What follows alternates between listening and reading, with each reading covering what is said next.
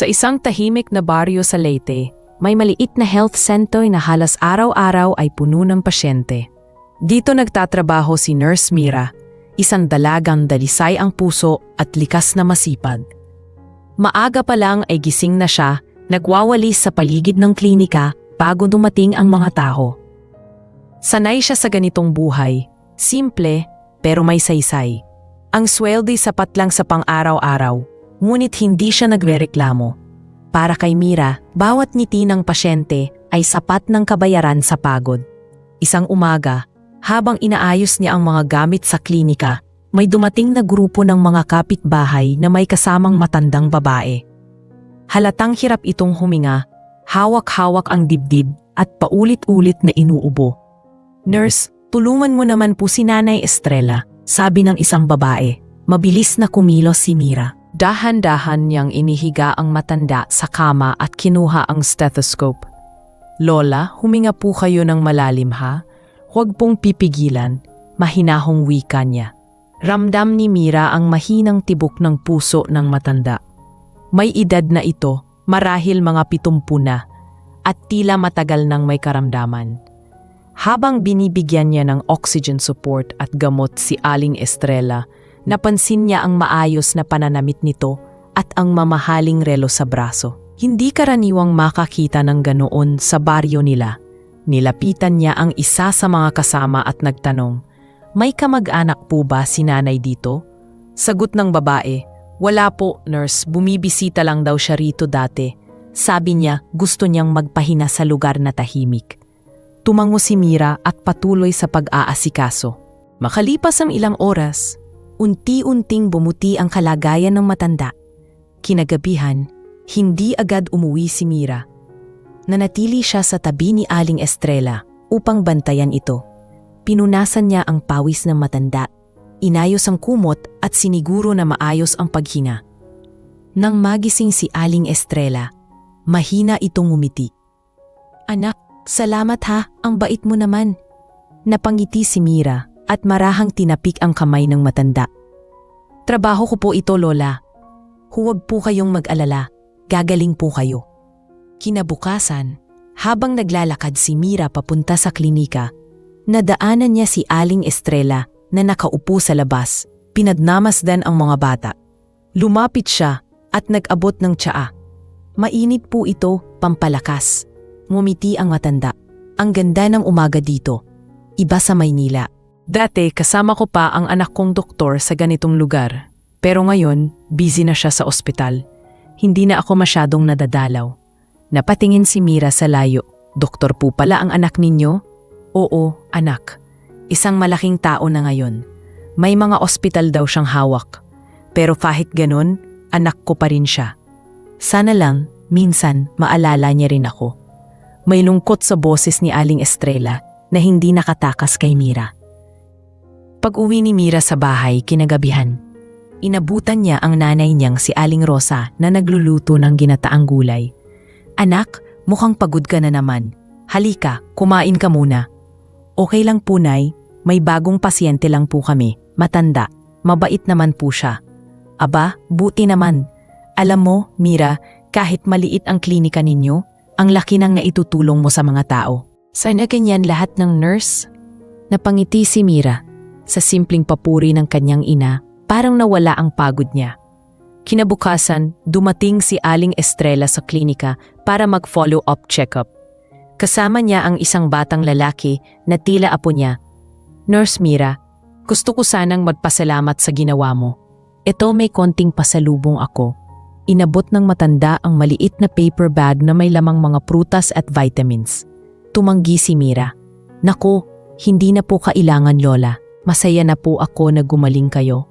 Pero mapilit si Aling Estrella. "Tanggapin mo na, anak. Galing iyan sa puso ko." Habang nagkakape silang dalawa sa labas ng klinika, napag-usapan nila ang buhay. Si Mira ay nagkwento tungkol sa mga pangarap niya. Balang araw, makapagtrabaho sa mas malaking ospital, makatulong sa mas maraming tao, at maiahon ang pamilya sa hirap. "Alam mo, anak," sabi ni Aling Estrella, "nakikita ko sa iyo ang anak kong lalaki. Ganyan din siya noon. Masipag, matulungin, pero naging abala sa ambisyon. Sana makilala mo siya minsan. Ngumiti si Mira. Siguro po, mabait din siyang doktor, gaya ninyo pong ikinukuwento. Hindi niya alam, ang lalaking iyon ay malapit na niyang makaharap at magbabago ang takbo ng kanyang buhay. Sa mga sumunod na araw, naging madalas ang pagdalaw ni Aling Estrella sa klinika. Madalas ay simpleng kwentuhan lang, minsan ay tulong sa mga pasyente. Ngunit isang hapon, biglang bumigat ang pakiramdam ng matanda. Inatake ito ng panghihina habang nakaupo. Mabilis na tumakbo si Mira at sinuri ang pulso nito. Mabagal. Lola, wag po kayong kikilos. Huminga po ng malalim, sabi niya habang inaabot ang oxygen tank. Ipinadala agad niya ang mensahe sa lokal na ambulansya, ngunit wala itong tugon. Walang ibang magagawa si Mira kundi tumawag sa numero sa wallet ni Aling Estrella, isang numerong nakasulat bilang anak. Nansagutin ng lalaki ang tawag, mahinahon pero seryoso ang tinig sa kabilang linya. Hello, sino ito? Ako po si Nurse Mira mula sa Leyte. Ang nanay ninyo po, si Aling Estrella, ay may karamdaman. Kailangan po sana namin ng tulong. May ilang segundo katahimikan bago sumagot ang lalaki. Pupunta ako dyan. Hindi alam ni Mira na ang lalaking kausap niya ay si Dr. Adrian Santos, isang bilyonaryong doktor na hindi pa niya nakikilala, pero malapit nang maging bahagi ng kanyang puso. Kinabukasan, maagang nagising si Mira dahil hindi siya mapakali. Halos hindi siya nakatulog nang maayos matapos ang tawag kagabi sa anak ni Aling Estrella. Habang pinupunasan niya ang mga kagamitan sa klinika, paulit-ulit niyang naiisip kung sino kaya ang anak ng matanda. Napansin niya kung gaano kagara ang mga gamit ni Aling Estrella. Ang relo, ang handbag, pati ang mga gamot na puro imported. Hindi karaniwan yon para sa mga taga-barangay nila. Sa isip ni Mira, marahil ay galing sa mayamang pamilya ang matanda. At kung ganun nga, baka hindi lang basta doktor ang anak, kundi isa sa mga kilala sa Maynila. Habang abala siya sa pag-ayos ng mga record, dumating ang barangay tanod na si Mang Boy na madalas maghatid ng mga pasyente. Mira, ayos na ba si Nanay Estrella? Narinig ko kagabi medyo masama raw pakiramdam. Tumango si Mira. Medyo mahina pa rin po, pero stable naman. Sinubukan kong tawagan ang anak niya kagabi. Sabi po ay pupunta raw dito. Nagtaas ng kilay si Mang Boy.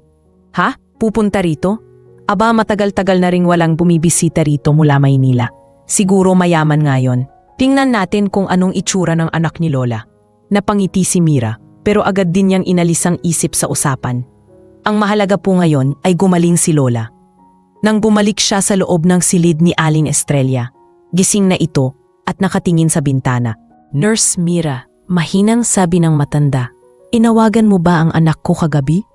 Opo, Lola. Nag-alala po ako sa inyo. Sabi niya po pupunta raw siya rito.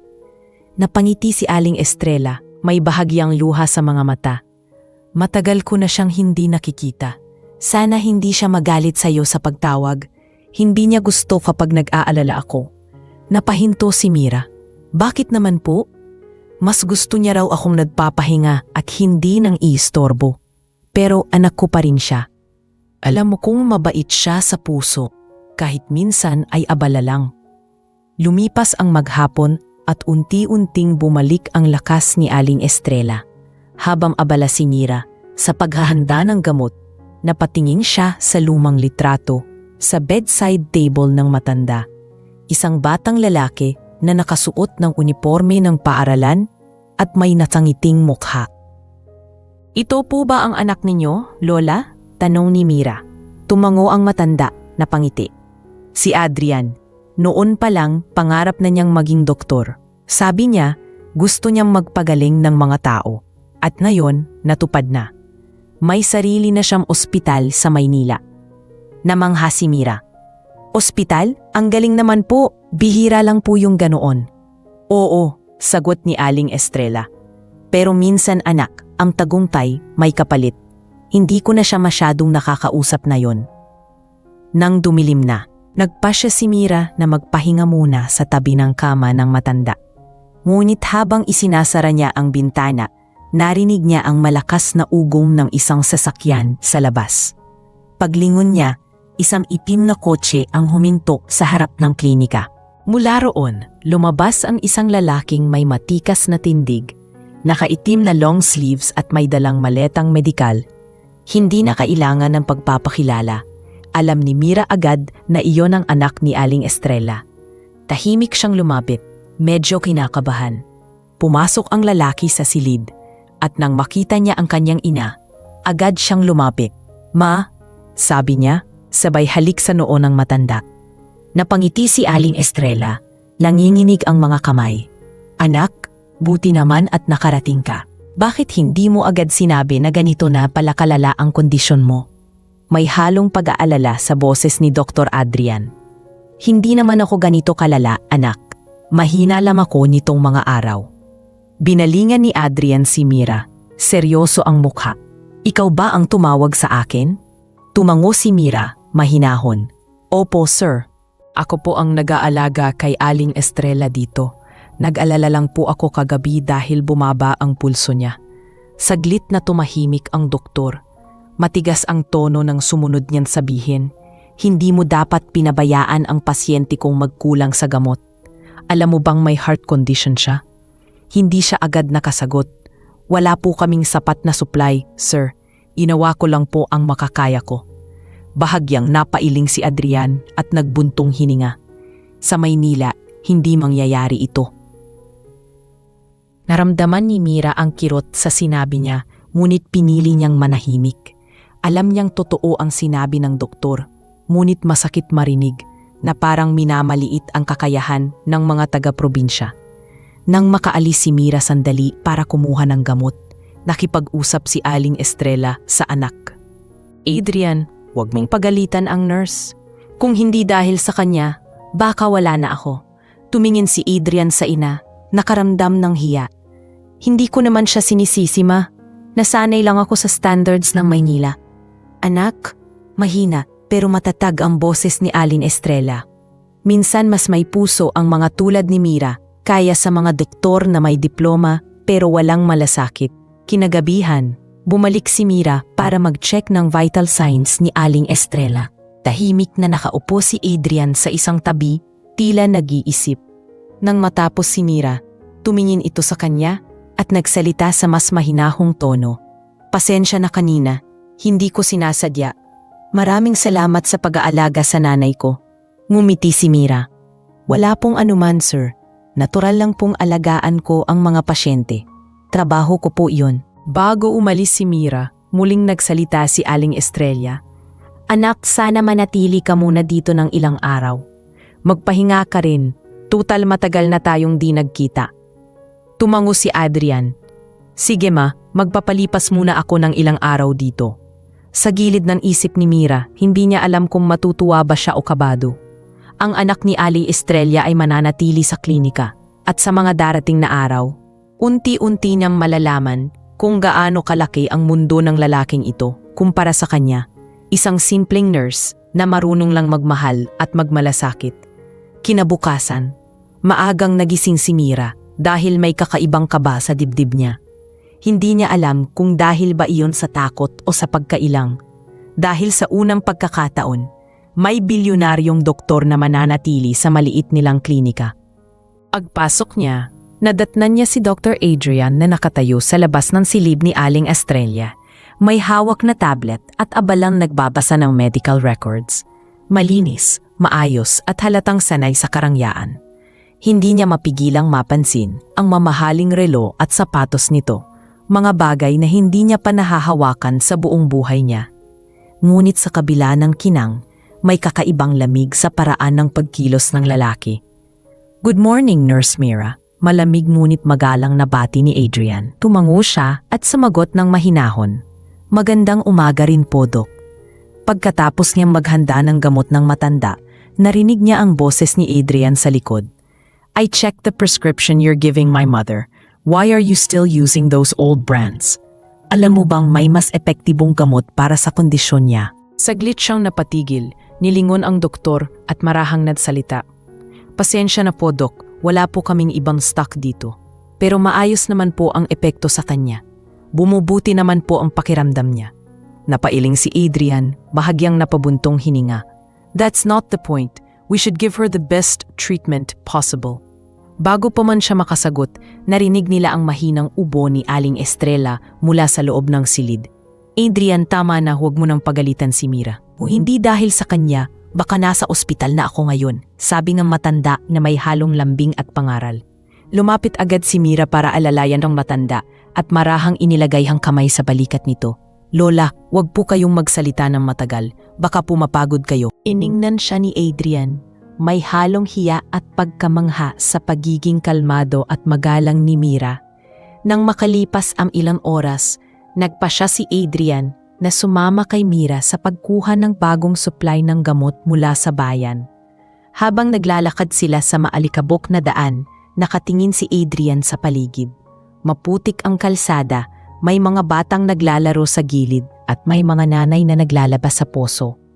So this is where you work every day? Tanong niya, may halong pagkabigla sa tono. Opo, sagot ni Mira. Ganito po talaga dito. Wala pong aircon, wala ring kumpletong gamit, pero may mga taong umaasa sa amin. Napatingin si Adrian sa kanya, bahagyang napaisip. You must be used to hardships. Mumiti lang si Mira, siguro po. Pero kapag nakikita ko pong gumagaling ang pasyente, parang nawawala lahat ng pagod. Pagbalik nila sa klinika, napansin ni Adrian kung paanong halos magpalit-palit ng tungkulin si Mira. Doktor, tagapaglinis, tagapayo, at minsan ay tagaluto pa para sa mga bata sa waiting area. Nakita niya kung paano niya kinakausap ang bawat pasyente na parang pamilya. May lalaking dinala ang anak nitong may lagnat at kahit abala, si Mira pa mismo ang nag-abot ng libreng paracetamol. Wala akong pambayad, nurse, sabi ng tatay. Okay lang po kuya, mas mahalaga po na gumaling ang anak ninyo. Napatingin si Adrian sa eksenang iyon. Tahimik lang siya pero halatang natamaan. Hindi niya maalala kung kailan siya huling nakipag-usap sa pasyente ng ganito kapersonal. Pagkatapos ng maghapong trabaho, napagpasyahan nilang sabay nang kumain sa maliit na karinderya sa tapat ng klinika. Habang kumakain ng ginisang ampalaya, napansin ni Mira ang pagtitik ni Adrian sa pagkain. Hindi po kayo sanay sa ganito, no? Tanong niya, sabay tawa. Hindi naman, matagal na rin akong di nakakakain ng ganito. Masarap pala. Ngumiti si Mira at doon unang bumungad ang isang bihirang ngiti mula kay Adrian. Hindi iyon pilit, hindi formal, totoong ngiti na may halong pag-amoy sa simpleng ginhawa ng lugar. Nang gabing iyon, habang nag-aayos si Mira ng mga gamit sa silid ng mga pasyente, lumapit si Adrian. Mira, gusto ko lang magpasalamat sa pag-aalaga mo sa nanay ko.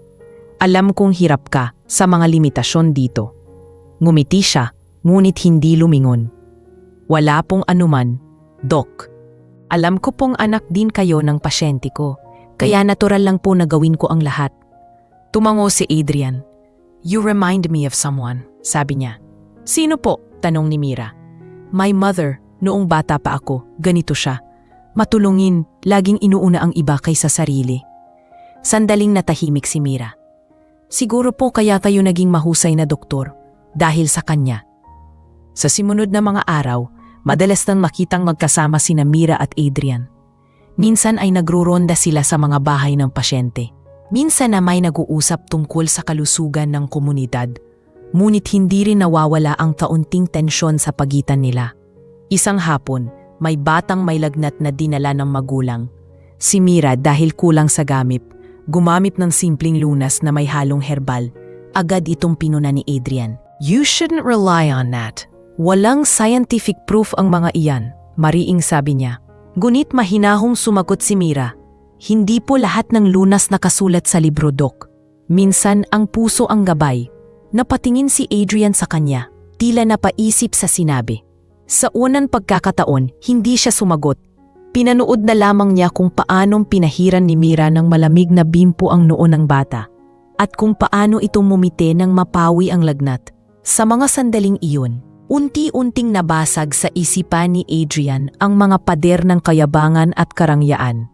Sa simpleng ngiti ni Mira, At sa kababaang loob ng kanyang serbisyo, nakita niya ang tunay na anyo ng isang propesyong matagal na niyang kinalimutan.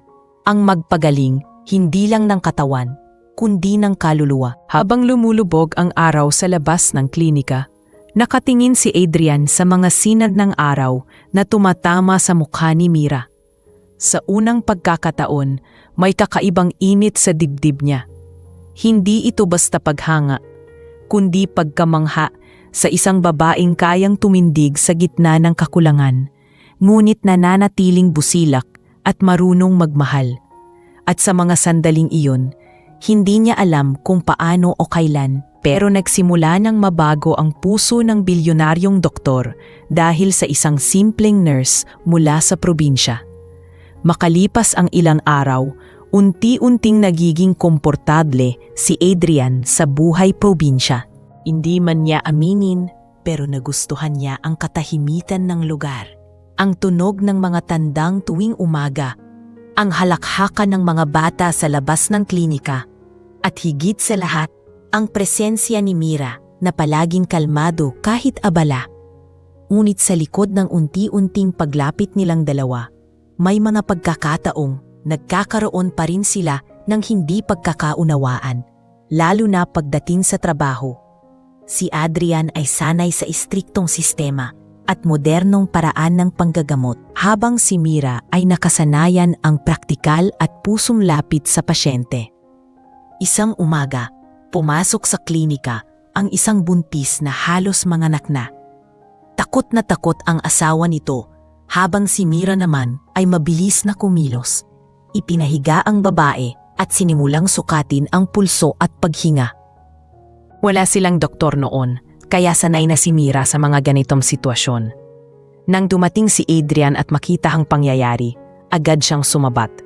"We can't handle this here. Wala kayong tamang equipment. We need to transfer her to the city hospital." Mariin yan sabi. Pero mariing tumutol ang asawa ng pasyente. "Dok, hindi na po kakayanin ng misis ko ang biyahe. Malayo pa po yung bayan." Mabilis na nagpasya si Mira. "Dok, kaya natin ito. Nakapanganak na po ako ng mga emergency cases dito dati. Kailangan lang nating maging kalmado."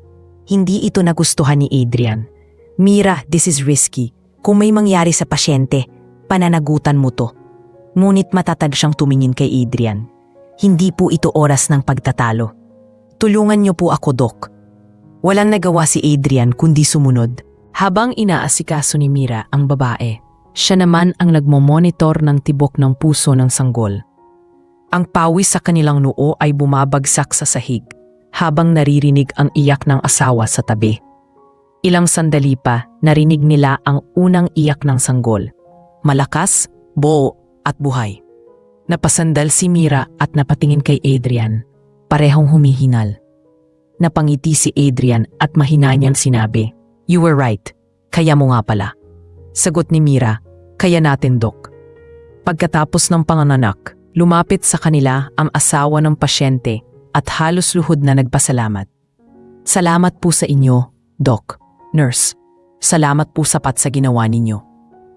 Habang tinitingnan ni Adrian ang mag-ina, tila may kung anong umalon sa dibdib niya. Hindi iyon tuwa lang, parang may kung anong naalalang matagal nang nakalimutan, ang tunay na layunin kung bakit siya naging doktor. Ngunit pagsapit ng gabi, habang nag-aayos ng mga gamit, muling sumiklab ang tensyon. "Next time, Mira, kailangan mong makinig. We were lucky na naging maayos ang lahat, pero kung may nangyari." Hindi pa siya tapos nang putulin siya ni Mira. "Dok, minsan, hindi lahat ng pasyente kayang hintayin ang perpektong kondisyon. Dito sa probinsya, minsan dasal lang ang kasama namin habang lumalaban para sa buhay ng iba." Napahinto si Adrian. May punto si Mira, ngunit nahirapan siyang tanggapin na may katotohanan sa sinabi nito. Kinabukasan, habang pinupunasan ni Mira ang mga kagamitan, pumasok si Aling Estrella at umupo sa tabi niya. "Mira anak, napapansin kong madalas kayong nag-aaway ng anak ko. Huwag mo siyang masyadong intindihin. Laki yan sa syudad, hindi sanay sa ganitong klase ng buhay." Tumawa si Mira. "Alam ko po, Lola, hindi naman po ako nagagalit. Minsan lang po talaga mahirap makasabay sa mga kagaya niya. Pero alam mo anak, dagdag ng matanda, bihira akong makitang nagkaka-interes ang anak ko sa isang tao. Sa'yo, parang iba ang tingin niya. Napatingin si Mira sa matanda, bahagyang namula. Lola naman po, baka po napapansin niyo lang, magkaiba naman po kami ng mundo. Ngunit ngumiti lang si Aling Estrella. Minsan hindi kailangan magkapareho ng mundo para magtagpo ang mga puso. Nang hapong iyon, dinala ni Adrian si Mira sa tabi ng ilog kung saan madalas naglalaba ang mga nanay. Let me make it up to you, sabi niya. I overreacted yesterday. Umupo silang dalawa sa lilim ng puno. Hindi ko lang talaga maintindihan minsan kung bakit pinipili mong manatili rito. You're skilled. You could work in Manila. Have a better life. Mahinang tumawa si Mira. Hindi po lahat ng mas maganda sa paningin ay mas masaya, Doc. Dito po, ramdam ko na may silbi ako kapag may pasyenteng gumaling, parang panalo na rin ako sa buhay. Tahimik si Adrian. Napatingin siya sa ilog, sa mga batang tumatakbo sa tabing, at parang sa unang pagkakataon, nakita niya ang mundo mula sa mata ng isang taong marunong makontento. Habang papauwi sila, dumaan sila sa maliit na talipapa. Nakita ni Mira ang isang matandang nagtitinda ng saging. Bumili siya at inabot ang supli kay Adrian. Tikman niyo po ito, masarap ihalo sa kape. Tinanggap ni Adrian ang prutas at ngumiti. You're really something, Mira. Ang simple mo, pero parang ang bigat ng mga sinasabi mo. Baka po dahil matagal na ako rito, sagot niya, sabay ngiti. Pagdating nila sa klinika, nadatnan nilang nakangiti si Aling Estrella. May hawak na lumang rosaryo. Anak, sabi niya kay Adrian, salamat at sinamahan mo si Mira. Nakita ko kung paano kang ngumiti ulit. Matagal ko nang hindi nakikita yon sa'yo. Napatingin si Adrian kay Mira at saglit silang nagtama ng paningin. May kakaibang katahimikan sa pagitan nila. Isang uri ng koneksyon na hindi nila kailangang bigkasin. Ngayon, sa bawat araw na lumilipas, hindi na lang basta pagkakaibigan ang namamagitan sa kanila. Sa bawat pagtulong kay Aling Estrella, sa bawat tawanan sa tanghalian, at sa bawat gabi ng pagod na magkasamang nagpapahinga, unti-unting nagiging malinaw kay Adrian kung bakit kakaiba si Mira. Siya ang paalala ng lahat ng bagay na nakalimutan niya, ang kababaang loob, ang malasakit at ang tunay na dahilan kung bakit siya naging doktor. Ngunit sa ilalim ng mga titig na iyon, may pag-aalinlangan pa rin kay Mira, sapagkat sa isip niya may linyang hindi dapat tawirin, ang pagitan ng mayaman at mahirap, ng doktor at simpleng nurse, ng dalawang mundong halos magkaiba.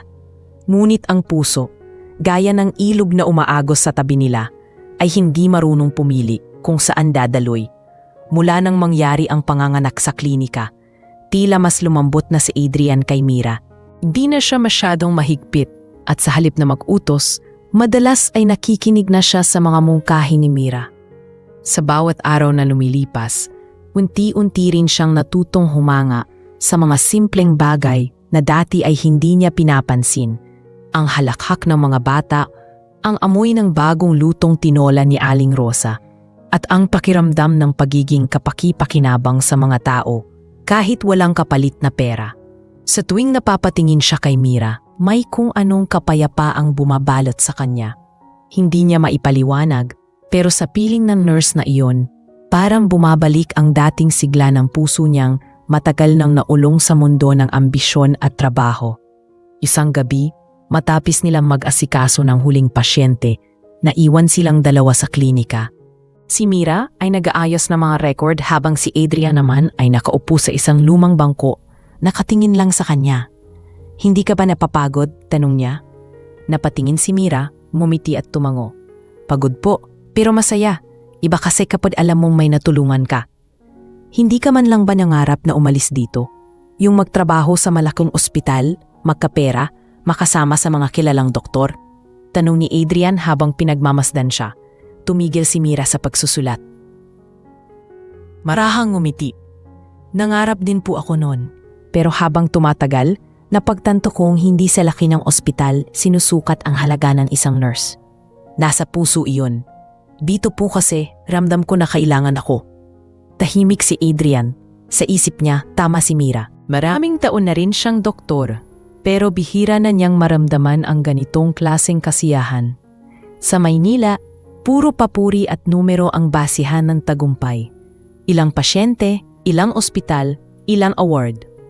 Pero dito, isang simpleng salamat po, Dok lang mula sa mga taga-baryo, sapat na para maramdaman niyang may saysay ang lahat. You really see things differently, sabi niya. Siguro po kasi iba ang pinanggalingan natin. Sagot ni Mira, nakangiting may lungkot. Kayo po, sanay sa mga bagay na magarbo at maayos. Kami naman, basta may pananghalian at pasyenteng gumaling, sapat na. Kinabukasan, napagdesisyonan ni Adrian na samahan si Mira sa isa sa mga barangay visits niya. Sanay si Mira sa ganitong mga lakad. Maglalakad sila sa malalayong bahay para mag-check ng mga senior citizen at buntis. Habang nasa daan, pinagmamasdan ni Adrian ang mga taong binabati si Mira. "Good morning, nurse. Salamat po sa gamot kahapon," sigaw ng isang matandang lalaki. Ngumiti si Mira at kumaway. "Walang anuman po, Mang Tonyo. Uminom po kayo ng tubig, ha?" Tumingin si Adrian at napangiti. "Parang artista ka rito. Lahat kilala ka." "Hindi po artista, Doc. Isa lang pong tagapakinig ng mga hinaing nila. Nang marating nila ang isang bahay sa gitna ng palayan, nadatnan nila ang isang batang lalaki na may sugat sa paa. Agad na lumuhod si Mira. Nilinis ang sugat at nilagyan ng gamot. Tahimik lang si Adrian habang pinagmamasdan siya. Hindi niya alam kung bakit. Pero bawat galaw ni Mira ay parang puno ng manasakit. Hindi siya basta nurse lang, kundi parang may natural na kakayahang magpatahan ng takot ng iba. Pagkatapos, iniabot ni Mira ang ilang pagkain sa mag-ina ng bata. "Galing po ito sa barangay. Alam ko pong kulang kayo sa bigas." Doon na pagtanto ni Adrian na kahit maliit ang kinikita ni Mira, may paraan pa rin siyang tumulong. Pagbalik nila sa klinika, tinanong ni Adrian, "Bakit mo ginagawa yan? Hindi mo naman responsibilidad magbigay ng pagkain." Napatingin si Mira sa kanya, kalmado ang tono. "Siguro po kasi alam ko ang pakiramdam ng wala. Lumaki akong hirap, Do. Maraming beses akong nagkasakit, pero wala kaming pambili ng gamot. Kaya nang maging nurse ako, sinabi ko sa sarili kong hindi ko hahayaang maranasan ng iba yung naranasan ko." Hindi agad nakasagot si Adrian. Sa unang pagkakataon, naramdaman niyang may kakulangan siya bilang doktor. Oo, marami siyang napagaling. Pero ilan kaya sa mga iyon ang tunay na naramdaman niyang natulungan niya ng buo? Nang sumapit ang gabi, habang kumakain silang tatlo ni Aling Estrella, napansin ng matanda kung gaano nakalapit ang loob nila. "Adrian, anak, ngayon lang kita nakitang kumakain ng tuyo at sinangag ng may ngiti sa mukha." Biro ni Aling Estrella. Tumawa si Mira. "Masarap po kasi yung gawa ni Aling Rosa, Lola." Si Mira talaga, sabay ngiti ni Adrian. May kakaibang kilig sa paligid, ngunit kapwa nila pilit na itinatago. Pagkatapos nilang maglikpit, lumabas si Mira para magpahangin. Sumunod si Adrian, dala ang 2 tasa ng kape. Tahimik silang naupo sa harap ng klinika. Ang langit ay puno ng bituin at ang hangin ay malamig at tahimik. "Sa Maynila, hindi ko na nakikita ang ganitong kalangitan," sabi ni Adrian. "Dito po kasi walang ilaw na kumakain sa ganda ng gabi," sagot ni Mira. "Mas maganda pag tahimik. Tulad mo," mahinang sabi ni Adrian. Napalingon si Mira, bahagyang natawa. "Ano po yun?" "Wala," mabilis na sagot niya. Ngunit pareho silang napangiti. Sa sandaling iyon, pareho nilang naramdaman ang kakaibang lambing sa paligid. Hindi nila kailangang magsalita, sapat na ang katahimikan. Ngunit sa likod ng payapang gabing iyon, pareho nilang alam na mahirap ang daan na tatahakin ng kanilang mga puso. Si Adrian, isang doktor na nakatali sa buhay ng karangyaan at responsibilidad. Si Mira, isang nurse na nakaugat sa lupa, marunong makontento kahit sa maliit. Ngunit sa pagitan ng 2 mundong iyon, may umuusbong na damdamin na hindi na kayang itanggi ng tadhana. Ang mga mata nilang nagtagpo sa ilalim ng mga bituin ay parang nangako ng isang bagay. Isang simula ng pag-ibig na wala sa plano ng sinuman sa kanila. Pagkalipas ng ilang araw, lalo pang lumalim ang koneksyon ni Adrian at Mira. Hindi man nila tahasang aminin, ramdam ng lahat sa paligid na may kakaibang lambing sa paraan ng kanilang pakikitungo sa isa't isa. Si Aling Estrella pa mismo ang unang nakapansin. "Mira, anak, kung ganyan katitigan ng anak ko araw-araw, baka isipin ng mga pasyente natin na may teleserye rito," biro ng matanda.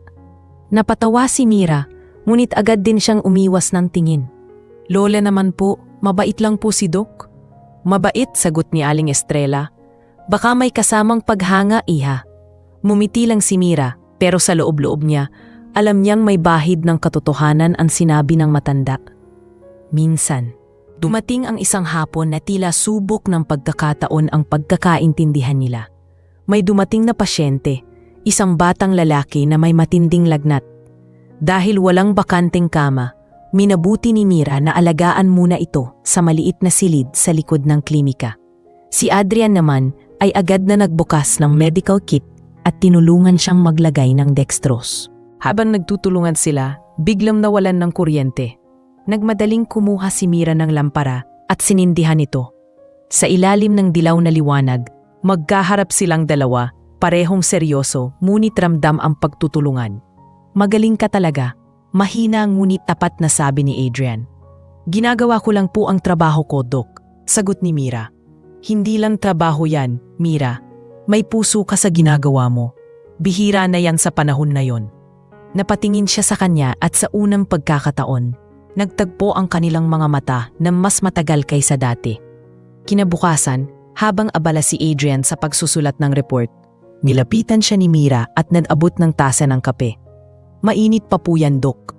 Baka po makalimutan yung kumain na naman." Tumingala si Adrian at ngumiti. "Pangalawang beses mo na akong pinagluto. Baka masanay ako. Kung masanay nga po kayo, okay lang. Basta huwag niyo lang kalimutan ang pasyente ninyo." Sagot ni Mira na may halong biro.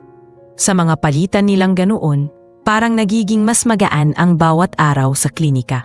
Maging ang mga pasyente ay nakakapansin ng kakaibang saya ni Adrian. "Dok, napapangiti niyo na po kami ah. Dati po ang sungit ninyo." Biro ng isang nanay na may anak na ginagamot. Isang umaga, habang nag-aalaga sila ng mga pasyente, dumating ang isang emergency. Isang lalaki ang inatake sa puso sa gitna ng bukid.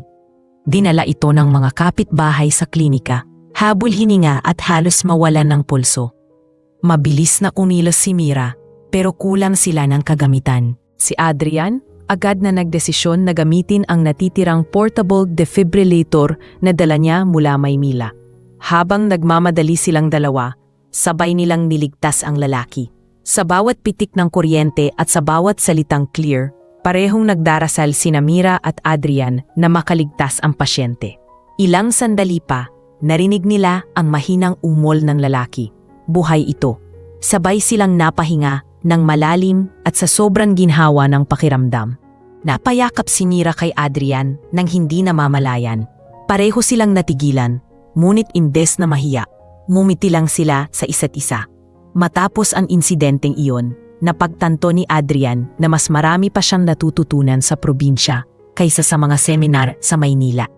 Nakita niya kung paano gumagalaw si Mira hindi dahil sa utos o pera, kundi dahil sa malasakit. Minsan, pinanood niya itong tinatahi ang lumang kurtina ng klinika gamit ang kamay at sinabing, "Bakit hindi ka nalang bumili ng bago?" Sagot ni Mira, "Sayang po, Doc, basta maayos pa, pwede pa." Napatigil si Adrian. Sa Maynila, madalas niyang itapon ang mga bagay na bahagyang may sira. Pero ngayon, sa simpleng sagot ni Mira, parang may aral siyang natutunan. Hindi lahat ng luma ay dapat palitan. Minsan kailangan lang ayusin. Pagkalipas ng ilang araw, niyaya ni Mira si Adrian na samahan siya sa kapilya sa dulo ng baryo. Doon madalas magdasal ang mga taga roon. "Bakit mo ako dinala rito?" tanong niya. "Wala lang po. Dito kasi ako nakikipag-usap sa Diyos kapag pagod ako o naguguluhan." sagot ni Mira habang nakatingin sa maliit na altar. Sabi ko nga sa kanya, sana lahat ng pasyente gumaling. Pero minsan hindi naman lahat nabibigyan ng himala. At anong ginagawa mo kapag hindi nangyari ang hinihingi mo? Tanong ni Adrian. Tanggapin po, kasi baka ang himala, hindi yung paggaling, kundi yung pagtanggap. Tahimik si Adrian. Para sa isang tulad niyang sanay sa siyensya. Mabigat pero totoo ang mga salitang iyon. Pag uwi nila habang naglalakad sa ilalim ng buwan, tahimik lang silang dalawa. Alam mo si Adrian, biglang sabi ni Adrian, mula nang dumating ako rito, parang natutunan kong magpasalamat ulit. Hindi lang sa trabaho, kundi sa buhay. Siguro po kasi kailangan lang minsan maramdaman kung ano talaga ang mahalaga, sagot ni Mira. Hindi lahat ng maganda ay nasusukat sa dami ng pera o ginto. Tulad mo, mahina niyang sabi. Napatingin si Mira, bahagyang nahiya, pero ngumiti. Dok naman, puro biro kayo. Hindi ako nagbibiro, sagot niya, sabay lakad papunta sa unahan, upang maitago ang pagkapahiya sa sariling katapatan. Sa mga susunod na araw, naging mas malapit pa sila. Lagi silang magkasama sa mga medical missions, sabay kumakain, sabay nag-aalaga kay Aline Estrella. Ngunit sa bawat sandaling lumalalim ang samahan nila, mas nararamdaman ni Mira ang takot. Takot na baka ang lahat ay pansamantala lang. Alam niyang may sariling mundo si Adrian, isang mundong hindi niya kabahagi. Ngunit kahit paulit-ulit niyang ipaalala sa sarili na hanggang dito lang siya, iba ang sinasabi ng puso niya. Dahil sa bawat ngiti ni Adrian, sa bawat simpleng salamat na may kasamang titig, unti-unti siyang nahuhulog. At sa mga gabing katahimikan lang ang saksi, tanging iisang tanong lang ang umiikot sa isip niya. Paano kung ang tadhana, sa kabila ng lahat, ay may ibang plano para sa kanilang dalawa? Habang lumilipas ang mga linggo, hindi na maikakaila ng buong baryo ang lalong paglalapit ni Mira at Dr. Adrian. Madalas silang makitang magkasabay sa rounds, magkasamang bumibili ng gamot o nagkakape sa tapat ng klinika habang pinagmamasdan ang mga bata sa labas. Sa bawat araw na dumaraan, tila natural na ang presensya nila sa isa't isa. Ngunit sa likod ng mga ngiti at katahimikan, parehong naguguluhan ang kanilang damdamin. Si Mira, ramdam ang kakaibang tibok ng puso tuwing magkasama sila ni Adrian. Pero pinipigilan niya ito dahil alam niyang magkaiba ang mundo nila. Si Adrian naman, unti-unting napapaisip kung ito na ba ang unang pagkakataong minahal niya hindi dahil sa kagandahan o antas ng buhay, kundi dahil sa kabutihan ng puso. Isang gabi, may maliit na pagtitipon ang mga taga-barangay bilang pasasalamat sa tulong ng klinika. Pinilit nila si Adrian na dumalo, kahit ayaw niya sa una. Dok, kahit sandali lang po. Kayo po kasi ang dahilan kung bakit buhay si Mang Lando, sabi ng kapitan. Sa huli, pumayag siya. Dumating siya suot ang simpleng polo at pagpasok niya sa barangay hall, agad niyang nakita si Mira sa gitna, nakasimpleng bestida, abala sa paghahanda ng pagkain. Parang huminto ang paligid ng sandaling iyon. Hindi niya maipaliwanag pero ibahang dating ni Mira sa gabing iyon. Simple, tahimik, pero may presensyang hindi kayang upaliwanag. Lumapit siya at inalok siya ng upuan. Dok, hindi niyo po kailangang sumama, pero salamat po, sabi ni Mira. Bakit hindi? Hindi naman palaging may ganitong okasyon, sagot niya habang ngumiti. Habang timatagal ang gabi, nagkaroon ng kantahan at tawanan. Si Aling Estrella pa nga ang unang nagtulak kay Adrian sa harap. Anak, kahit isang kanta naman dyan, para sa mga taga rito. Umiling siya. Hindi ako marunong. Ngunit sabay-sabay na sigawan ng mga tao ang narinig niya. Kaya napilitan siyang kumanta ng isang lumang awitin. Habang kumakanta siya, nakatitig siya kay Mira na tahimik lang na nakangiti. At sa sandaling iyon, parang siya lang ang taong naroon. Pagkatapos ng programa, naglakad silang dalawa pa uwi, habang nakasabit sa mga poste ang mga ilaw na nagbigay ng mainit na liwanag sa daan. Hindi ko akalaing marunong kayong kumanta, Dok, sabi ni Mira na may halong tawa. Hindi ko rin akalaing may makakapilit sa akin, sagot niya. Pero sulit naman, kasi ngumiti ka. Nagulat si Mira sa sinabi niya, kaya mabilis siyang umiwas ng tingin. Naku, Dok, baka nasobrahan po kayo sa kape. Tumawa lang si Adrian, ngunit sa ilalim ng tawa ay may sinserong damdamin. Hindi niya maipaliwanag. Pero sa piling ni Mira, pakiramdam niya ay nabubura lahat ng pagod at bigat ng buhay sa Maynila. Kinabukasan, habang nag-aalaga sila ng mga pasyente, napansin ni Adrian ang pagod na mukha ni Mira. Nagpuyat ka na naman kagabi? Tanong niya. Kaunti lang po, may bata lang po kasing sinamahan ako sa kabilang baryo. Nilagnat po. Sagot ni Mira, pilit nang umingiti. Dapat hindi ka nagpapagod ng sobra. Hindi mo kailangang saluhin ang lahat. Mahinahong sabi ni Adrian. Kung hindi ko po gagawin, sino? Sagot ni Mira. Hindi po kasi lahat may kakayahang maghintay ng tulong. Napayuko si Adrian. Minsan lang siya makarinig ng ganong kasimpleng sagot. Pero ang bigat ng laman nito. Pagdating ng hapon, habang inaayos ni Mira ang mga gamit sa klinika, lumapit si Aling Estrella. Anak, gusto mo bang malaman ang sikreto? Tanong ng matanda. Ano po iyon, Lola? Nung bata pa si Adrian, lagi niyang sinasabi sa akin na kapag nagkaon siya ng ospital, gusto niyang gamuin ang lahat ng walang pambayad. Pero habang lumalaki siya, natabunan iyon ng mga pangarap niyang yumaman. Pero nitong mga araw na ito, parang bumabalik na siya sa dati niyang anak. Alam mo kung bakit? Tumango si Mira. Dahil sa'yo, Hija. Natahimik siya. Hindi niya alam kung anong isasagot, kaya ngumiti na lang siya at hinawakan ang kamay ng matanda. Ngunit tulad ng lahat ng magagandang bagay, hindi maiiwasang may mga matang mapanuri. Sa mga susunod na araw, napansin ni Mira ang mga bulungan ng ibang tauhan sa klinika. Grabe no, si Nurse Mira yata ang bagong inspirasyon ni Doc. Oo nga, lagi silang magkasama. Baka siya na yung dahilan kung bakit ayaw bumalik ni Doc sa Maynila. Pilit niyang hindi pinapansin pero may kirot sa dibdib. Ayaw niyang isipin ng iba na ginagamit niya si Adrian, lalo na't alam niyang malinis ang intensyon niya. Isang hapon, habang nag-aasikaso ng pasyente, may dumating na babaeng may kasamang sasakyan. Maganda, pormal, halatang galing Maynila. Excuse me, I'm looking for Dr. Adrian Santos, sabi ng babae na may mahinhing tono pero halatang sanay sa atensyon. Ako po ang nurse dito, ma'am. Nasa loob po si Doc, sagot ni Mira, sabay turo sa direksyon. Paglabas ni Adrian, agad niyang nakilala ang babae. Claire? Gulat niyang sabi. Numiti ito at lumapit. Long time no see, Adrian. Napatingin si Mira sa kanilang dalawa. Hindi alam kung bakit may biglang kirot sa dibdib niya. Matapos nilang mag-usap, lumabas si Claire at numiti kay Mira. You must be the nurse everyone's talking about, sabi nito, bahagyang naingiting mapanuri. Magaling ka raw.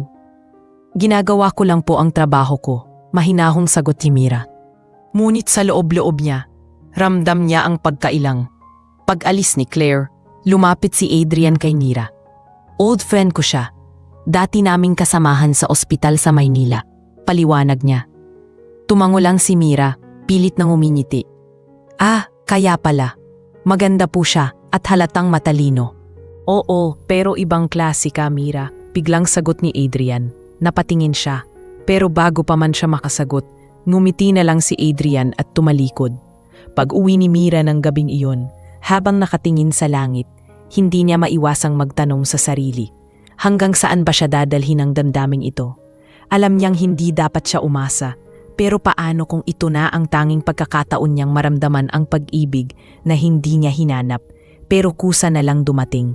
Sa puso niya, unti-unti nang namumuo ang pag-asa. Ngunit sa kabilang banda, naramdaman niya rin ang takot. Dahil sa mundo nila, ang pag-ibig ay hindi laging sapat para ipaglaban ang pagitan ng dalawang magkaibang mundo. Makalipas ang pagbisita ni Claire, naging tahimik ang mga sumunod na araw sa klinika. Hindi man direktang ipinakita ni Mira, ramdam ni Adrian ang bahagyang paglayo nito. Kung dati ay madaldal si Mira habang nagtatrabaho, ngayon ay mas tahimik siya, tila nagbabantay ng mga salita. Napapansin din ni Adrian na bihira na siyang tignan sa mata ng dalaga. Isang hapon habang nag-aayos siya ng mga gamot, nilapitan niya ito. "Mira, may problema ba?" tanong niya. "Wala naman po, Dok. Medyo pagod lang po siguro." Sagot niya habang pilit nang umingi. "Sigurado ka?" muling tanong ng doktor. "Opo," sagot ni Mira sabay talikod. Ngunit nang makita siya ni Adrian na marahang pinupunasan ang mata, alam niyang may bigat itong dinadala. Pagkatapos ng araw na iyon, sinubukan ni Adrian na maging mas maingat. Alam niyang kahit wala silang malinaw na ugnayan, gusto niyang manatili ang pagiging magaan nila sa isa't isa. Ngunit isang umaga, habang nag-aasikaso siya ng mga papeles, muling bumalik si Claire sa klinika. "Adrian, kailangan nating pag-usapan ang tungkol sa expansion project ng ospital sa Maynila," sabi nito. "Dito mo ba talaga gustong pag-usapan yan?" tanong niya. "Bakit hindi? Para makilala ko na rin ang sinasabing inspirasyon mo rito," sagot ni Claire na may bahid ng panunupso. Narinig ni Mira ang usapan at dali-daling lumabas ng silid.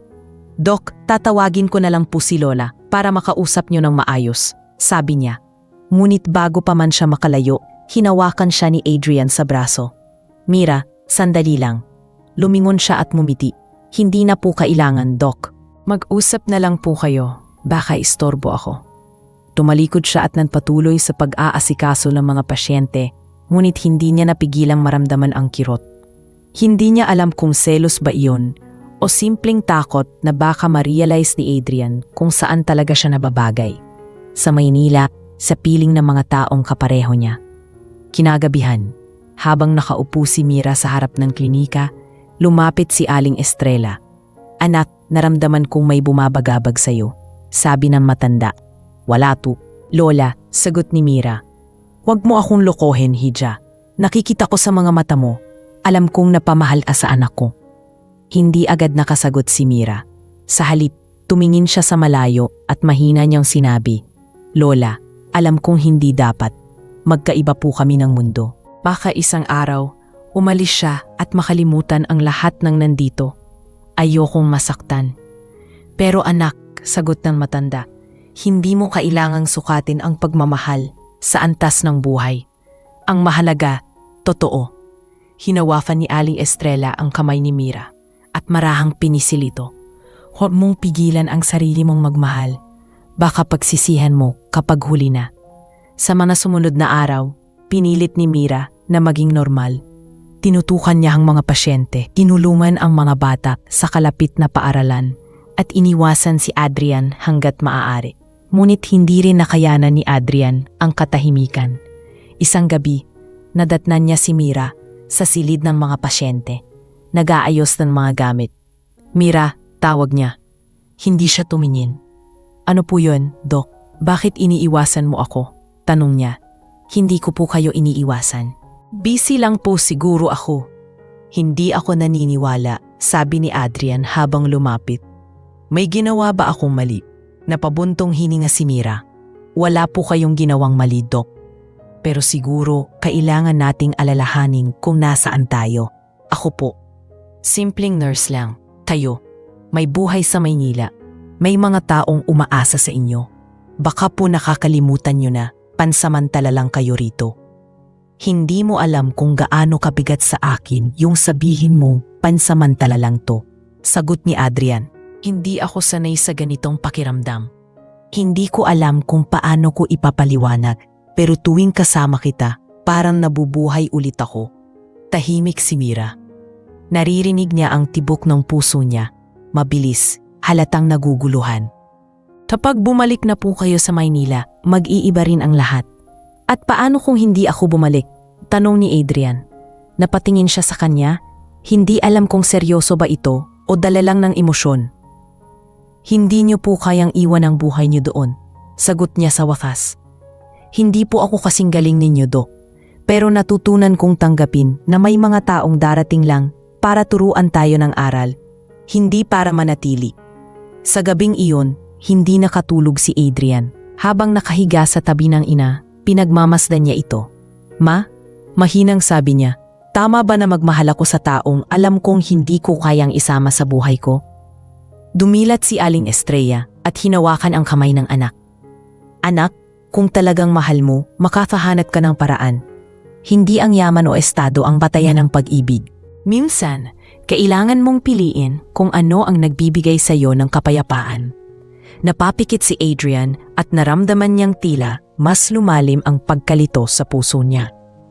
Kinabukasan, bigla siyang tumanggap ng tawag mula sa Maynila. Ang kanyang partner sa negosyo ay nag-aalala sa pagkakaantala ng expansion ng kanilang hospital chain. Adrian, kailangan mo nang bumalik. Malapit na ang meeting sa investors. Hindi na pwedeng maantala pa. Tumingin si Adrian sa labas ng bintana kung saan abala si Mira sa pagtulong sa mga bata. Alam niyang oras na para gumawa ng desisyon, ang bumalit sa dating buhay na puno ng dahil minsan, sa pagitan ng tungkulin at damdamin, palaging may kailangang iwanan. Sa mga sumunod na araw, matapos matanggap ni Adrian ang tawag mula sa Maynila, tila mas madalas siyang mapatingin sa malayo habang tahimik na nag-iisip.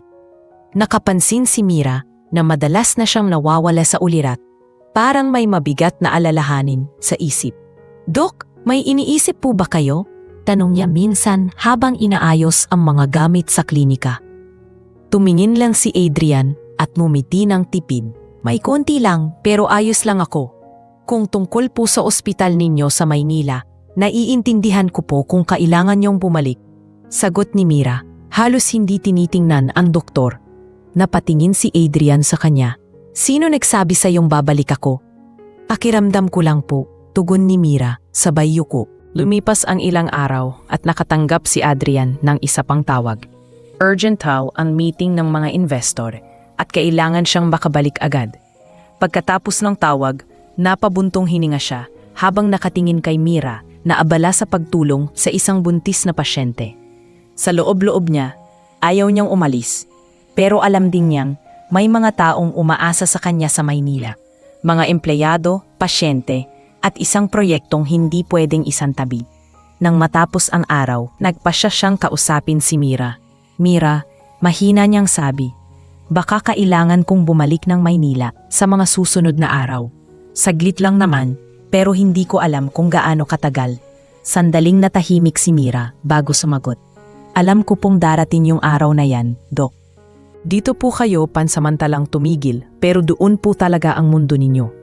Hindi alam ni Adrian kung paano ipapaliwanag ang nararamdaman niya. Pero ayokong isipin mong basta ko nalang hiiwan lahat dito, sagot niya. Hindi ko po yan iniisip, tugon ni Mira. Ang iniisip ko lang po, sana kahit bumalik kayo sa Maynila, maalala ninyo yung mga taong tinulungan nyo rito. Kasi marami po kayong binago, hindi lang sa buhay ng mga pasyente, pati sa amin ni Lola. Napatitig si Adrian sa kanya. Gusto niyang sabihin na higit pa sa pasasalamat ang nararamdaman niya, pero pinili niyang manahimik. Kinabukasan, nagdesisyon si Adrian na ihatid muna ang ina sa Maynila para magpa-check up sa isang espesyalista. Nang marinig iyon ni Mira, pilit niyang pinanatili ang ngiti sa mukha. Magandang desisyon po yan, Doc, para makasigurado po tayo sa kalagayan ni Lola. Mira, sabi ni Aling Estrella, kapag bumalik ako rito, gusto kong ikaw pa rin ang mag-aalaga sa akin, ha? Opo, Lola. Sagot ni Mira na may ngiting pilit na pinigil ang pag-iyak. Habang inihahanda nila ang sasakyan, ramdam niyang bawat hakbang ay parang paunti-unting naglalayo sa kanila. Nang papalis na ang sasakyan, tinapik ni Adrian ang kamay ni Mira. Salamat sa lahat, Mira. Hindi ko makakalimutan yung mga araw na nakasama kita rito. Wala po yon, Doc. Mahinang sagot niya. Ingat po kayo sa biyahe. Nang tuluyang umalis ang sasakyan, naiwan si Mira sa tapat ng klinika. Pinagmamasdan ang papalayong alikabok sa kalsada. Hindi niya alam kung makakabalik pa si Adrian, pero pilit niyang sinabi sa sarili na hindi siya dapat umasa. Sa mga gabing sumunod, madalas siyang nagigising sa gitna ng katahimikan. Hinahanap ang boses ni Adrian na dati ay laging maririnig sa tuwing may pasyente. Samantala, sa Maynila, muling binalikan ni Adrian ang dating ritmo ng buhay. Meetings, conferences, at walang katapusang tawag. Pero sa kabila ng karangyaan ng opisina at malamig na hangin ng aircon, may kakaibang katahimikan na bumabagabag sa kanya. Sa gitna ng isang presentasyon, napatingin siya sa larawan sa cellphone niya. Ang kuha nila ni Mira habang may hawak na bata sa probinsya. Hindi niya namalayang napangiti siya hanggang sa mapansin ng isang kasamahan niya. Adrian, okay ka lang ba? Parang ibang mundo yata iniisip mo. Wala, napagod lang siguro, sagot niya. Pero alam niyang hindi iyon totoo. Sa isip niya, hinahanap niya ang amoy ng damo sa umaga, ang tawanan ng mga bata at higit sa lahat, ang tinig ni Mira. Makalipas ang 2 linggo, nagpadala si Mira ng mensahe sa email ni Adrian. Maikli lang iyon. Dok, salamat po sa lahat ng natutunan namin sa inyo. Maayos na po ang operasyon ng klinika at natanggap ko na rin pong pansamantalang i-manage ito habang wala kayo. Sana po ay nasa maayos kayong kalagayan. Binasa iyon ni Adrian ng paulit-ulit at sa bawat salita ay parang may kumukurot sa puso niya. Kinagabihan, kinausap siya ni Claire habang nasa opisina. Adrian, ngayon na nakabalik ka na, siguro panahon na para ayusin ulit ang partnership natin. Alam mo naman, matagal na tayong magkasama sa proyekto. Tumingin siya kay Claire at numiti ng mahina. Claire, salamat. Pero sa totoo lang, hindi ko pa alam kung saan ako lulugar na yon. Anong ibig mong sabihin? Tanong nito. Parang may kulang, sagot niya. Hindi ko maipaliwanag, pero simula nang umalis ako ng probinsya, pakiramdam ko na iwan doon ang isang bahagi ng sarili ko. Habang dumadaan ang mga araw, mas lalo siyang nalilito. Ang bawat tagumpay na natatamo niya sa Maynila ay tila walang saysay. Sa tuwing nakikita niya ang mga pasyenteng dumaraan sa hallway, naaalala niya si Mira. Ang paraan nito ng pakikipag-usap, ang pagiging kalmado kahit sa gitna ng pagod, at ang kababaang loob na hindi kailanman kayang pantayan ng sinuman. Hanggang sa isang gabi, habang pauwi siya, dumaan siya sa harap ng simbahan, pumasok siya, naupo at tahimik na nagdasal. Kung totoo man na ang pag-ibig ay hindi dapat sukatin sa distansya, sana bigyan mo ako ng lakas na hanapin siya ulit. Sa parehong oras sa probinsya, nakaupo si Mira sa tapat ng klinika, nakatingin sa langit na puno ng bituin. Sa kamay niya ay ang maliit na pendant na iniwan ni Aling Estrella bago umalis, larawan nilang 3. Sana po makabalik kayo, Lola. Mahina niyang sabi. Ngunit sa kaibuturan ng kanyang puso, alam niyang higit pa roon ang hinahangad niya. Gusto niyang muling makita si Adrian, kahit isang beses lang, para pasalamatan siya sa mga araw na binago nito ang mundo niya. Ngunit hindi niya alam na sa Maynila, isang desisyon na ang ginagawa ni Adrian, ang bumalik sa probinsya. Hindi bilang bilyonaryo o doktor, kundi bilang lalaking gustong sundan ang tibok ng puso. Pagkalipas ng ilang linggo, tahimik pa rin ang araw-araw ni Mira sa probinsya. Tuloy lang siya sa kanyang trabaho sa klinika. Inaasikaso ang mga pasyente na parang walang pinagbago. Ngunit sa tuwing tatamaan siya ng hapon at magsisimulang lumubog ang araw, hindi niya mapigilan ang mapatingin sa daan kung saan huling umalis ang sasakyan ni Adrian. Parang may bahagi ng araw niya na kulang. Madalas niyang sabihin sa sarili na tama lang ito, na ganoon talaga ang buhay. Dumarating ang mga tao para turuan tayo at umaalis din kapag tapos na. Pero sa tuwing nakikita niya ang lumang upuan sa labas ng klinika kung saan madalas silang magkasamang magkape, bumabalik sa kanya ang bawat alaala, bawat titig at bawat ngiing minsan ay nagparamdam ng kakaibang saya sa puso niya. Isang hapon, habang abala siya sa pag-aayos ng mga record ng pasyente, may narinig siyang ingay mula sa labas. May dumating na ambulansya mula sa bayan. Bumaba ang 2 nurse at isang lalaki na may hawak na mga kahon ng gamot. "Good afternoon po. Delivery mula po sa Central Hospital," sabi ng isa. "Kanino po namin ipapirma yung resibo?" Lumabas si Mira at lumapit sa kanila. Ako po ang head nurse dito pansamantala." Habang pinipirmahan niya ang dokumento, napansin niyang may lalaking papalapit mula sa kabilang panig ng kalsada, nakaputing polo at may dalang maletang medikal. Nang magtaas siya ng tingin, sandaling tumigil ang mundo niya. Si Adrian, Halos hindi siya makagalaw. Parang biglang bumalik ang lahat ng damdaming pilit niyang tinanggal sa puso niya. Ngumiti si Adrian, payak ngunit puno ng emosyon. "Kumusta, Mira?" Hindi siya agad nakasagot. "Dok, bakit kayo nandito?" "Sinabi ko sa'yo noon babalik ako," sagot nito. "Hindi ko lang sinabi kung kailan, pero heto ako at handa akong tumupad sa pangako ko." Napayuko si Mira, sinusubukang itago ang pagkalito. "Akala ko po, hindi na kayo babalik. Ang dami niyo pong iniwan sa Maynila." Oo, sagot ni Adrian. "Ang dami kong iniwan, pero mas marami akong naiwan dito. Isa na ron ang puso ko." Natahimik silang dalawa. Si Mira, hindi alam kung paano tatanggapin ang biglang pagbabalik. Si Adrian naman, nakatingin lang sa paligid ng klinika. Parang muling bumabalik sa tahanan iniwan niya. "Mira," sabi niya, "napagpasyahan kong magbukas ng bagong programa.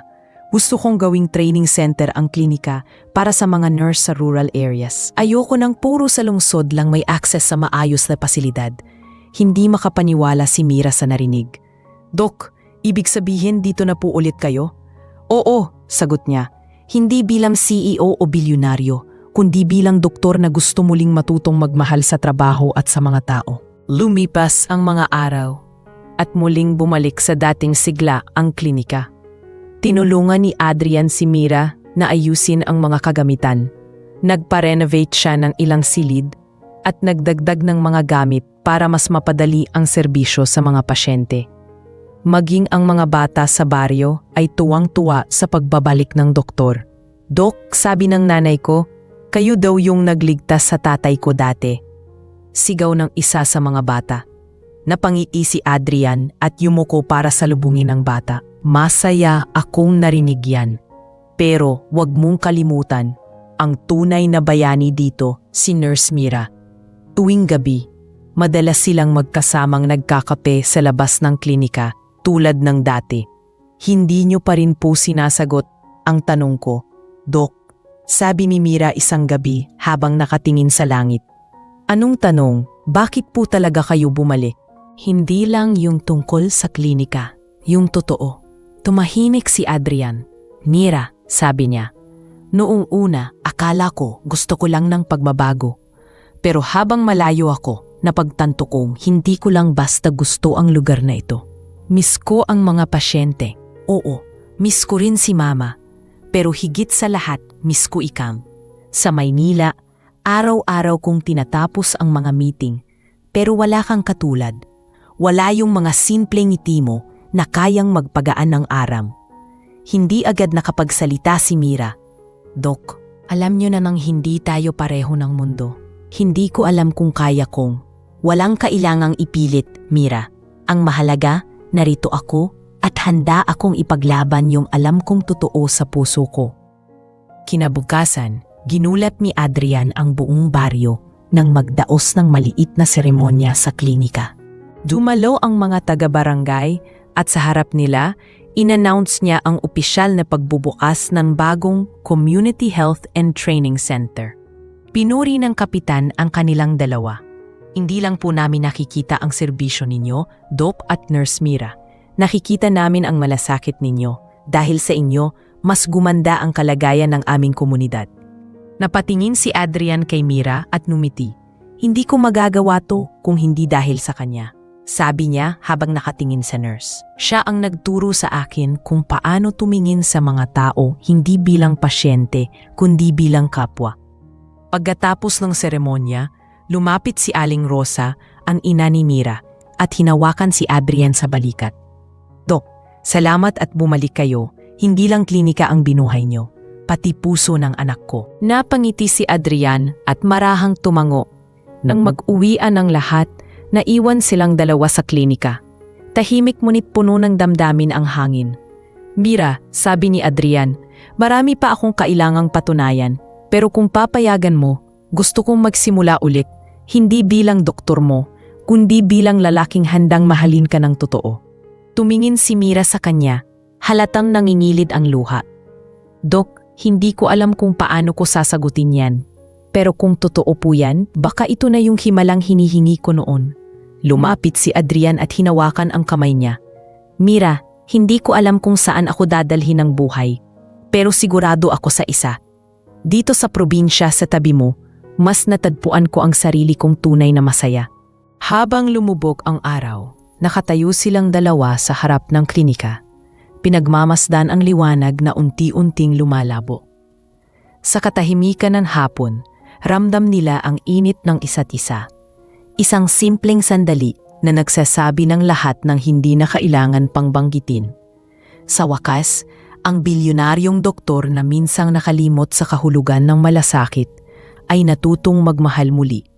Sa piling ng nurse na nagpuro sa kanya kung ano ang tunay na puso ng isang tagapagpagaling. Mula nang bumalik si Adrian sa probinsya at muling itayo ang bagong Community Health and Training Center, naging abala sila ni Mira sa pagpapatakbo nito.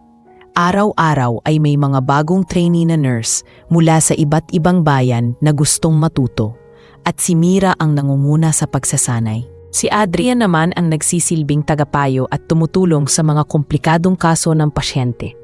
Sa tuwing magkasama silang nagtuturo, hindi maiwasan ng mga trainee na mapansin ang kakaibang lambing sa pagitan nila. "Ma'am, kayo po ba ang girlfriend ni Doc?" tanong ng isa sa mga batang nurse.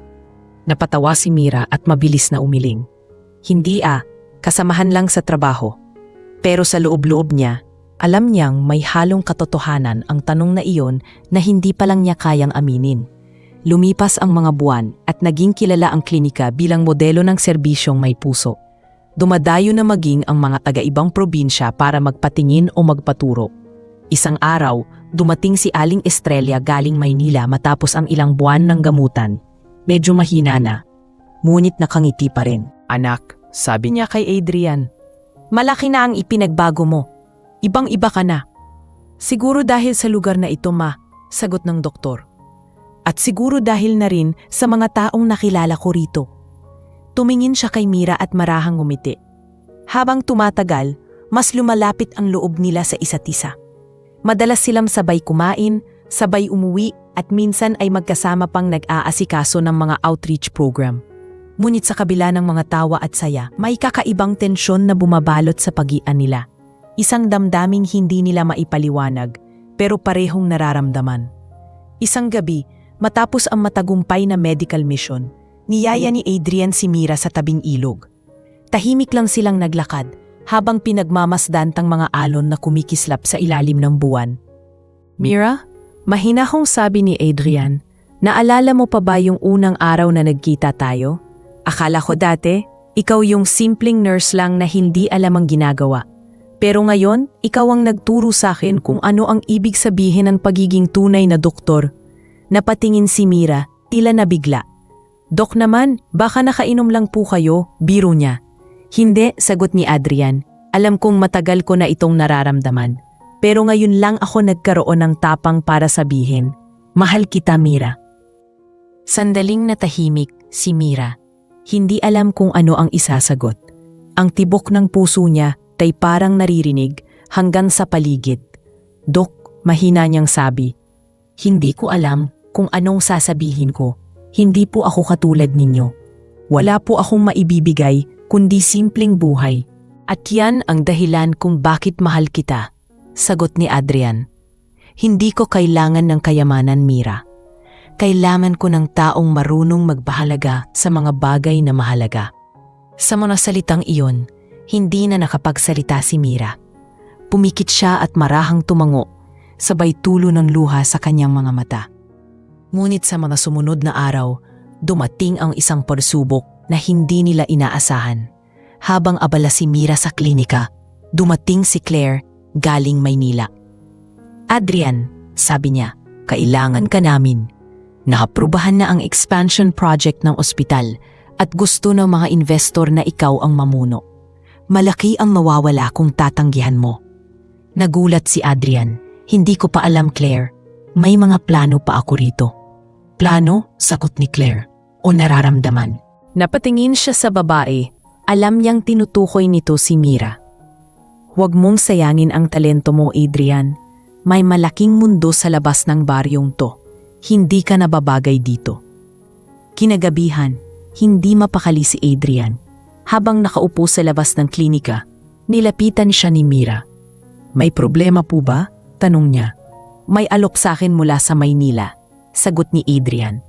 Malaking proyekto, pero hindi ko alam kung gusto ko pa. Dapat po tanggapin ninyo, sabi ni Mira.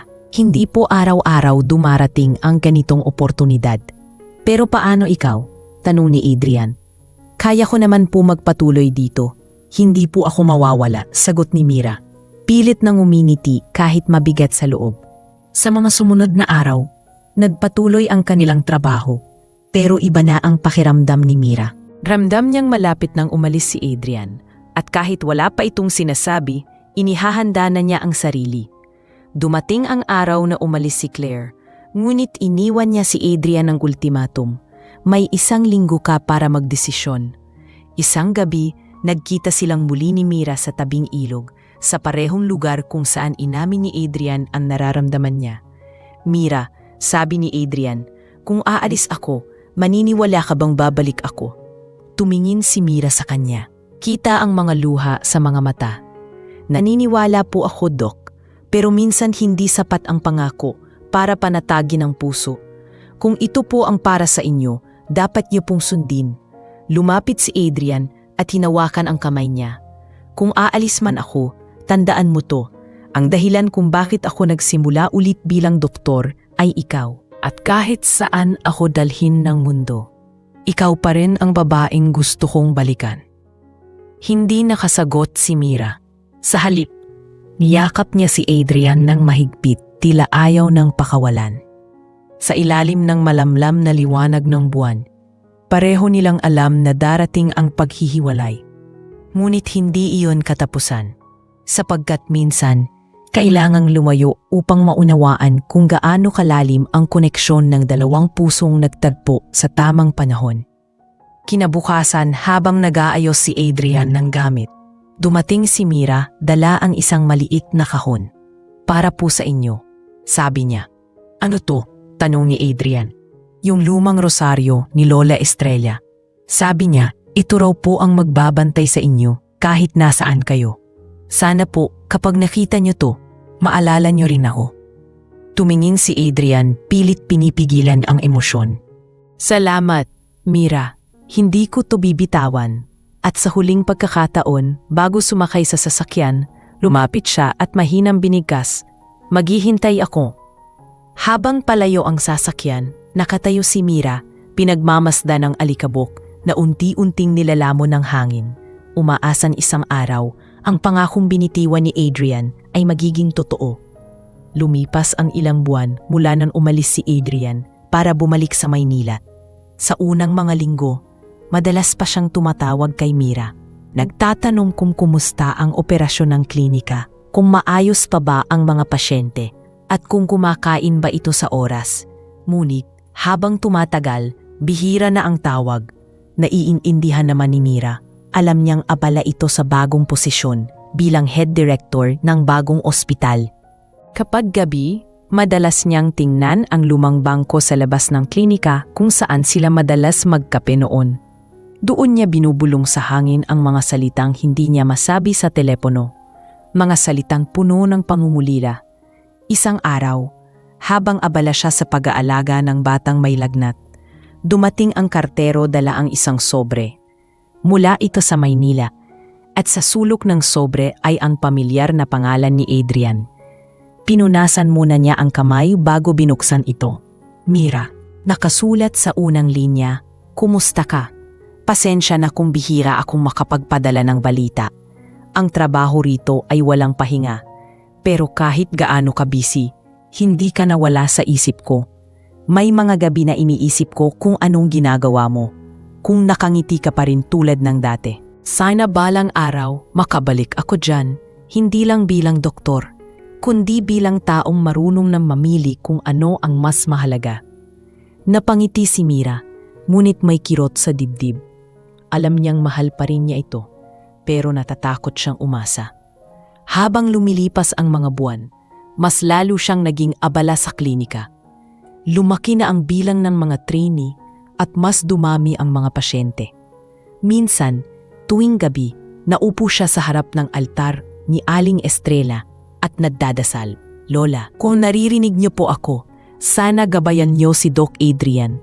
At kung hindi po talaga siya babalik, sana kayanin kong tanggapin yun ng buo. Ngunit kahit paulit-ulit niyang ipanalangin na makalimutan na ang nararamdaman niya, hindi niya magawa. Ang bawat pasyente, bawat gamot at bawat sulok ng klinika ay paalala ng tao minsang nagbago ng buhay niya. Isang gabi, dumating si Claire sa klinika, hindi inaasahan ni Mira. Ikaw pala si Nurse Mira, sabi nito habang nakatayo sa pintuan. Narinig ko nang tungkol sayo. Medyo nagulat si Mira, pero pinilit niyang ngumiti. Magandang gabi po, pasensya na po, medyo madumi ang paligid. Hindi ako pumunta rito para magreklamo, sagot ni Claire. Gusto ko lang sabihin na aalis na si Adrian papuntang abroad. Na-promote siya at bibigyan ng malaking oportunidad. At bago siya umalis, gusto kong malaman mo, mahal ka pa rin niya. Pero siya ang tipo ng lalaking inuuna ang tungkulin bago ang sarili. Tumigil si Mira, parang nabingi sa narinig. Alam ko pong karapat dapat siya sa tagumpay. Mahina niyang sabi. Kung iyon po ang makakapagpasaya sa kanya, wala akong karapatang humadlang. Pero tanungin mo rin ang sarili mo, dagdag ni Claire, kung hanggang kailan ka maghihintay. Pag-alis ni Claire, hindi na nakatulog si Mira. Buong gabi siyang nakatulala, nakatingin sa rosaryong iniwan ni Aling Estrella, habang dumadaloy ang luha sa kanyang pisngi. Kinaumagahan, pumasok siya sa klinika at itinuloy ang trabaho na parang walang nangyari. Ngunit habang inaasikaso niya ang mga pasyente, mapapansin na medyo tahimik siya. Tila may laman ang isip. Si Mang Tonyo, isa sa mga matagal ng pasyente, ang unang nagsabi, Nurse Mira, parang ang lalim ng iniisip mo ngayon. Ngumiti lang siya. Wala po Mang Tonyo, pagod lang siguro. Pero alam niya, pagod nga siya, hindi sa katawan, kundi sa puso. Samantala, sa Maynila, si Adrian ay nasa gitna ng mga papeles at meeting, ngunit tila wala sa sarili. Tuwing maririnig niya ang ingay ng mga makina o amoy ng antiseptic sa ospital, bumabalik sa isip niya ang tunog ng kuliglig sa probinsya at ang tinig ni Mira na laging kalmado kahit sa gitna ng kaguluhan.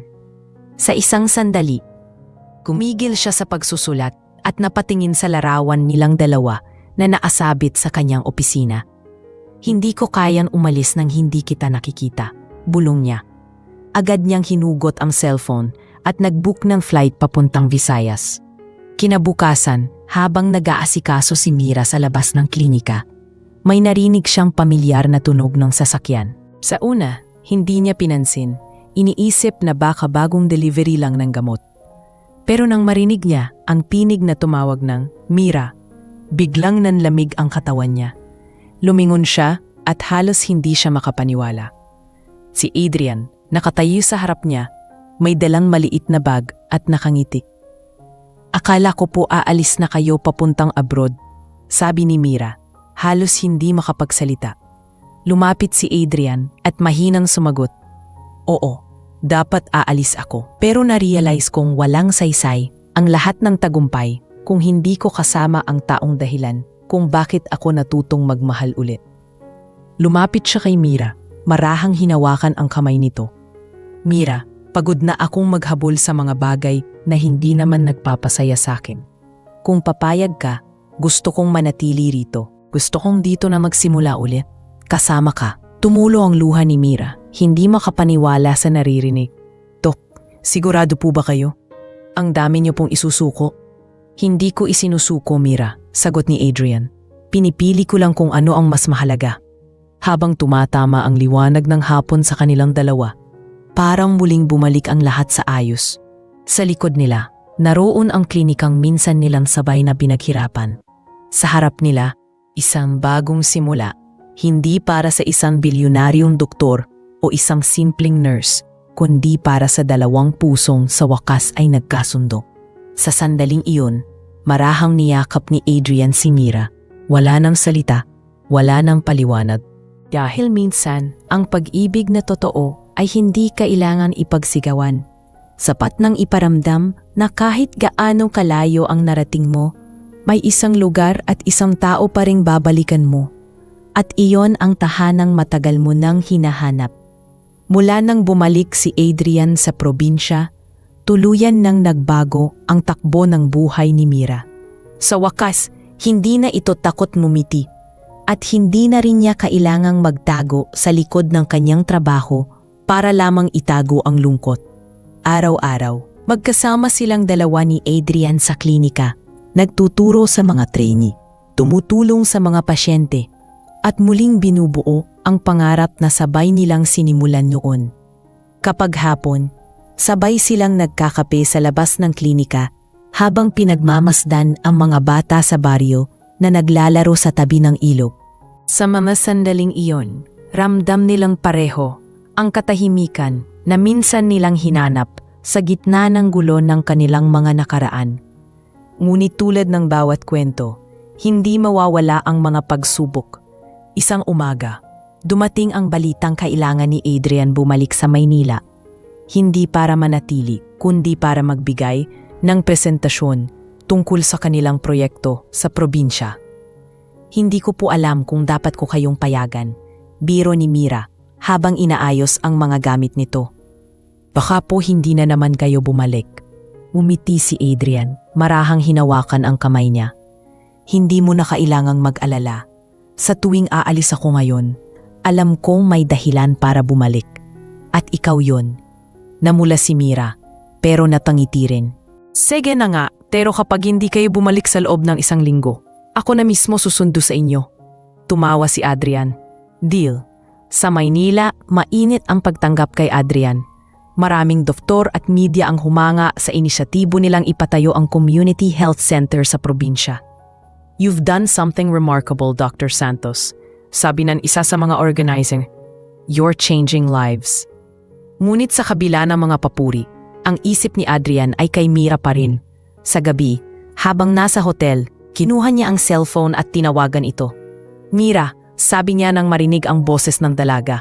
Hindi ko alam kung bakit kahit nasa gitna ako ng isang magarang kwarto, parang kulang pa rin.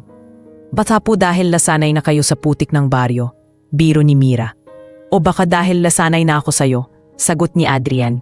Napangiti si Mira sa kabilang linya. Basta po pangako nyo, babalik kayo agad. Oo, pangako, sabi ni Adrian. Dahil sayo, natutunan ko nang hindi lahat ng kayamanan ay nasusukat sa yaman. Pagkalipas ng ilang araw, bumalik si Adrian, dala ang bagong kasunduan sa mga donor na tutulong pa sa pagpapalawak ng programa nila. Pagdating niya sa klinika, sinalubong siya ni Mira at ng mga bata na may banner na "Welcome back, Doc." Napatawa siya at halos maiyak sa tuwa. Sabi ko na nga ba, susunod ka sa pangako mo, sabi ni Mira. Siyempre naman, sagot ni Adrian. Hindi ko kayang hindi.